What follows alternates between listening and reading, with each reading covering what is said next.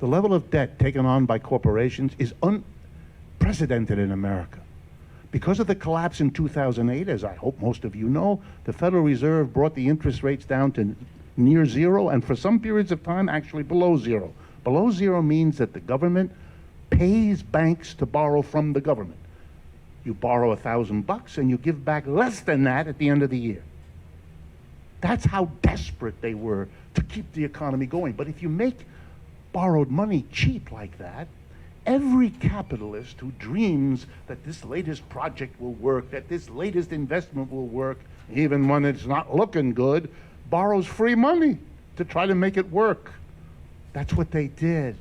They borrowed loads of money. And now for projects that aren't working out, so they can't pay it back. This should sound familiar to you. It's called the subprime industrial loan. Uh-oh. Yeah. Yeah. And you know what's making it worse?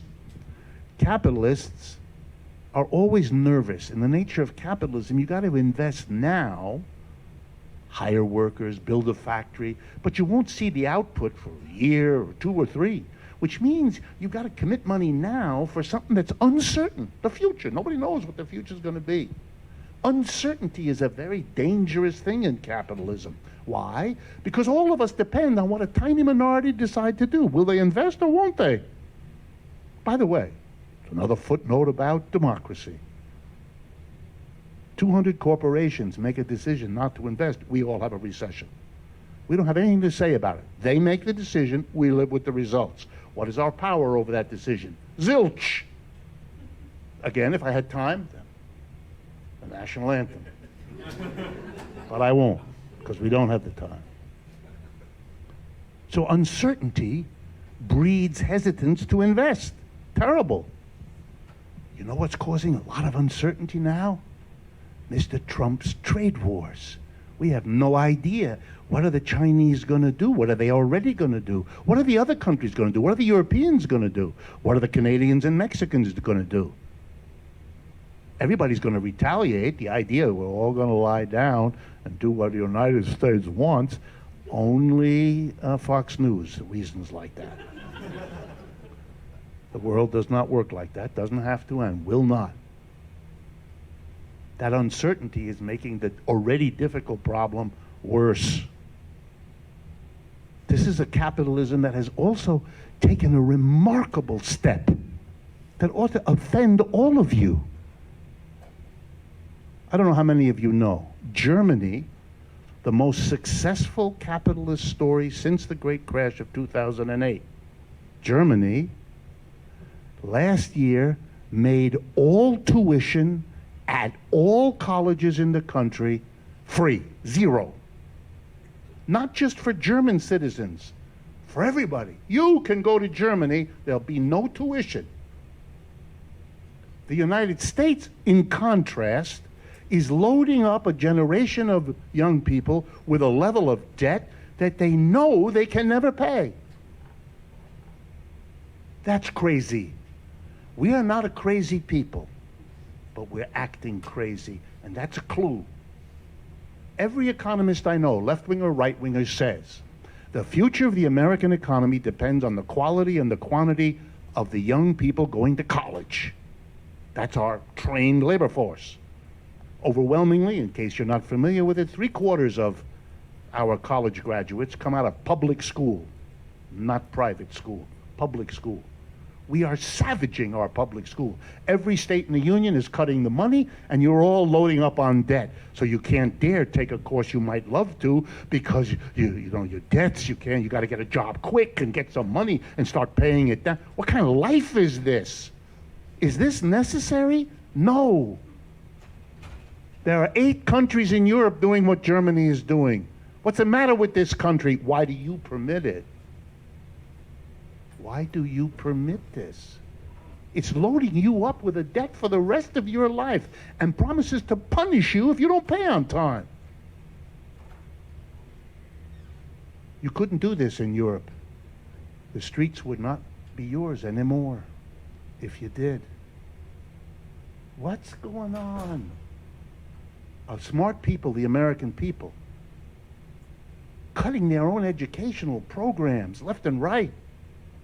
My students, my PhD students, they can't get jobs as professors. They're all adjuncts. Adjunct is a cheap word in which you get a person to work very hard for very little money, which is why it's being done. But they can't read books, they can't research. They're running around from one school to another, making do with crappy salaries to substitute for what they used to hire in the way of professors. What? You're damaging the quality of the education. You're loading young people up with debts that create anxiety that interferes with their education. You don't need a PhD to understand this is bad for our future. Why would we do that? Because the system is busted. I'm offering you a criticism of a system, but you don't need me. You are living the disintegration of this system. What in the world holds you back from exploring criticism? You need it. This country has to catch up on 50 years, and that's how I'm going to end. I want to tell you what's happened to Marxism and its critique of capitalism over the last 50 years. It's clear you don't know. How could you? Who would have taught you? You would have had to do it all on your own. It would have been doable, but you'd have to strain, you'd have to go ask people to help you, you'd have to find the literature. One of the reasons I suspect, I don't know of course, I suspect that Jordan Peterson, when he talks about this, has to talk about Stalin, which is now 75 years ago, is because he probably hasn't kept up with all that has happened. But Marxism doesn't stand still any more than anything else does.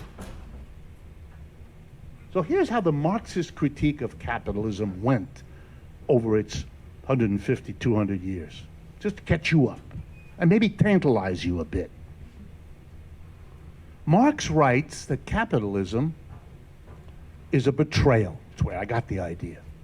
Marx loved the slogans of the French and the American Revolution, said so over and over again. He loved liberty, equality, fraternity, democracy.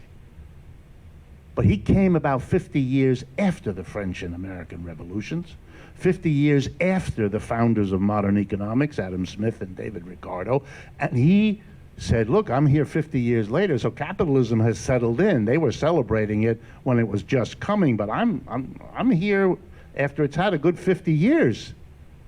And it's really settling in, and it's defeating feudalism left and right. But liberty, equality, democracy, and fraternity, we don't got that. We've been betrayed. And that became Marx's project. He set himself the task, I'm not going to document that it's been betrayed. You don't need me for that. He says that. You want to see that capitalism hasn't brought us liberty, equality, fraternity? Here's a quick way. Read Dickens. Remember? Dickens describes mid-19th century capitalism. It's a horror show. Very rich people on the edges of London, and then Mr. Micawber. Remember some of the characters? Or Émile Zola in France, or Maxim Gorky, or Jack London here in the United States. You get a feeling for what capitalism was. So Marx wasn't, I'm not going to document it. The novelist, he often said that, do a much better job than we scientists ever do. He said the trick is, why? What happened? Why? He took it for as granted that the goal of the revolutionaries, American and French, was sincere. They wanted capitalism to bring liberty, equality, fraternity, and democracy. They believed in those things. They thought it would work that way. So Marx said it didn't, so the question is, why not? That's his project. Did something happen that blocked capitalism from doing this? What was it? What can we do about it? Those were the questions. And again, long story short, he figured it out. That's his contribution. Here's what he figured out. Nothing external to capitalism prevented it from delivering liberty, equality, fraternity, and democracy. It's capitalism itself that is the problem.